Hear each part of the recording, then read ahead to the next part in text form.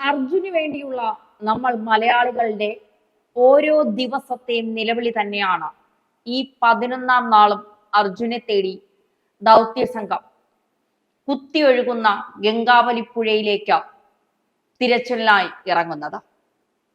എന്തായാലും അർജുനെ അല്ലെങ്കിൽ അർജുനുള്ള സ്ഥലം കണ്ടെത്തും എന്നുള്ള പ്രതീക്ഷയിൽ തന്നെയാണ്. പക്ഷേ ഇതിനിടയിലൊക്കെ വലിയ രീതിയിൽ ചർച്ചയാകുന്നത് അർജുൻ ഓടിച്ചിരുന്ന ലോറിയുടെ ഉടമസ്ഥൻ മനാഫുമായി ബന്ധപ്പെട്ട ചില വിവാദങ്ങളാണ്. നമുക്കറിയാം, തുടക്കം മുതൽ കർണാടകയിൽ ഈ ഷിരൂരിലെ അപകടം നടന്ന സ്ഥലത്ത് മനാഫ് ഉണ്ടായിരുന്നു. ലോറിയുടെ ഉടമയാണ്. അറിഞ്ഞ ഉടൻ തന്നെ മനാഫ് ഓടിയെത്തി. എന്നാൽ ഇപ്പോൾ എല്ലാവരും മനാഫിനെതിരെ തിരിഞ്ഞിരിക്കുകയാണ്.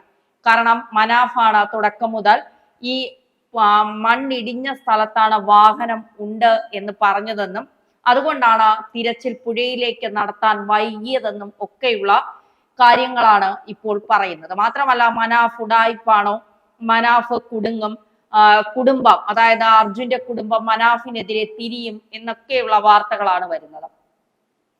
സത്യത്തിൽ ഈ സമയത്ത് മനാഫ് പറയുന്ന കാര്യങ്ങൾ നമ്മളൊക്കെ കണ്ടതും കേട്ടതുമാണ്. അദ്ദേഹം പറയുന്നത്, എന്റെ ഡ്രൈവറാണ്, എന്റെ വാഹനം ഓടിച്ചിരുന്ന എന്റെ ഡ്രൈവറാണ് നഷ്ടപ്പെട്ടിരിക്കുന്നത്. അദ്ദേഹത്തെ കണ്ടെത്തുക എന്നുള്ളതാണ് ഏറ്റവും ആദ്യമായിട്ടുള്ള കാര്യം. 11 ദിവസമായി അദ്ദേഹത്തിന് വേണ്ടിയിട്ടുള്ള തിരച്ചിൽ ഇങ്ങനെ തുടരുകയാണ്. ഒരു വാഹനം മണ്ണിടിച്ചിലുണ്ടാകുമ്പോൾ സാധാരണയായി നമ്മളൊക്കെ ചിന്തിക്കുന്നത് ആ ഭാഗത്തായിരിക്കും ആ വാഹനം ചിലപ്പോൾ മണ്ണിനടിയിലേക്ക് പോയതാ എന്നുള്ളതാണ്. അതുപോലെ തന്നെ തടിക്കഷ്ണങ്ങൾ എവിടെയാണ് എന്ന് അന്ന് മുതൽ അന്വേഷിക്കുകയാണ്.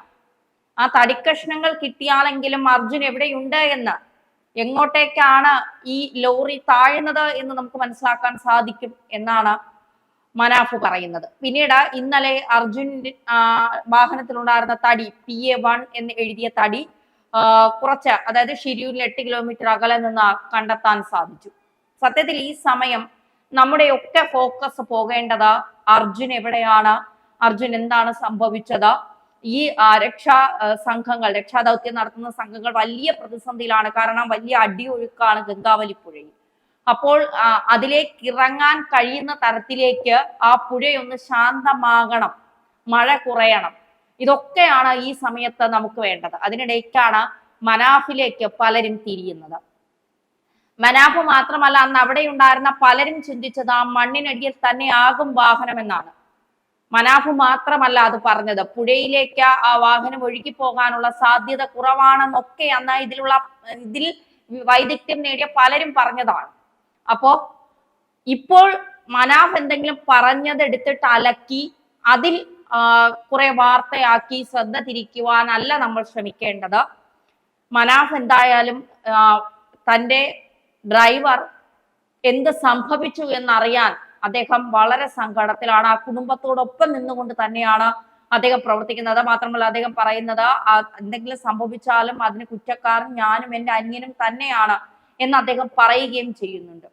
അപ്പോൾ ഈ സമയത്ത് നമ്മൾ ഇത്തരം വിവാദങ്ങളിലേക്ക് പോകാതെ, ഇത്തരം ഇപ്പൊ രഞ്ജിത്ത് ഇസ്രായേലിനെ, മനാഫിനെയൊക്കെ കുറ്റപ്പെടുത്താനുള്ള സമയമായി ഇതിനെ കാണാതെ തീർച്ചയായിട്ടും അർജുനെ കണ്ടെത്താനുള്ള, അർജുൻ എന്ത് സംഭവിച്ചു എന്ന് ആ കുടുംബത്തെ അറിയിക്കുവാനുള്ള ഒരു ദൗത്യം നമുക്ക് ഓരോരുത്തർക്കും ഉണ്ട്. നമ്മുടെ വീട്ടിലെ ഓരോ അംഗമാണ് ഇപ്പോൾ ആ കുടുംബവും അർജുനും ഒക്കെ.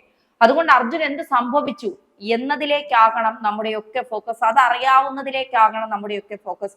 അതിനുവേണ്ടി രക്ഷാ ദൗത്യത്തെ കൂടുതൽ നമ്മൾ ശക്തരാക്കുക എന്നുള്ളതാണ് ഈ സമയത്ത് നമുക്ക് ഏറ്റവും കൂടുതൽ ആ കുടുംബത്തോട് ചെയ്യാൻ പറ്റുന്നത്. അതിനുശേഷം നമുക്ക് ഈ വിവാദങ്ങളിലേക്ക് കടക്കാം എന്നുള്ളതാണ് സത്യത്തിൽ ഇപ്പോൾ എല്ലാവരോടും പറയാനുള്ളത്.